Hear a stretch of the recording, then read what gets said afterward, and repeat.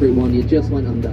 Tower Bridge is the one we're approaching over there. I didn't trick anyone, did I? No, you all knew the difference. I usually manage to trick a few people with that one. Although, don't worry if you did get fooled by that. People make the mistake quite a lot. In fact, one very famous recent example, you guys might know Fergie. She was a singer in a band called the Black Eyed Peas back in the 2000s. And the thing is, Fergie, she later went solo, and in 2006 she actually released a song called London Bridge, where for the entirety of the music video, she's over there twerking away on Tower Bridge. Not very Fergalicious at all, if you ask me. Now, on our left-hand side here, we're passing some pretty interesting skyscrapers. You've got the likes of the walkie-talkie, the cheese grater, the scalpel, the gherkin as well. These are the genuine names of the buildings, by the way, due to their unusual shapes. And if you look at the top floor of the walkie-talkie, which is the one closest to us here, you'll see there's some people on the balconies enjoying the views. Now that viewing platform up there is called the Sky Gardens, and it's 100% free to go up. You don't have to pay a single penny to go up there. They also have an indoor conservatory as well. I highly recommend it.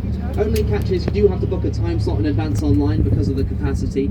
If it is fully booked while you're here though, a little trick you guys can use, they have a cafe and a cocktail bar up there. If you just book a table at either of those places, you can get up even though it's fully booked, and they let you skip the line as well, so it's a good little trick to use. And I tried it out myself a few weeks ago just to be sure it was actually true. And yeah, I managed to do it, and it cost me like £13 for a mojito up there, which I mean, compared to going up the Shard, it's £40 minimum just to go up to the top floor of there, so I definitely recommend it's worth giving a Google at the end of the tour.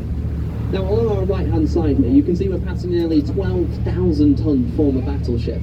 This is the HMS Belfast, and it played a really crucial role back in World War II. In fact, this ship right here was the very boat to fire the opening shots in the D-Day landings over in Normandy, something we just celebrated the 80th anniversary of only a few weeks ago. Now, they later retired this boat in 1963, and when they first retired it, they were actually just going to completely tear it all down and just sell all the bits of metal for scrap.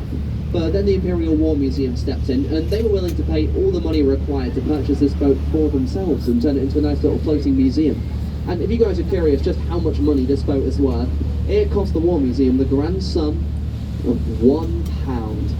That's right, for the price of 2 Freddos, the Belfast could be yours. An absolute bargain in my opinion.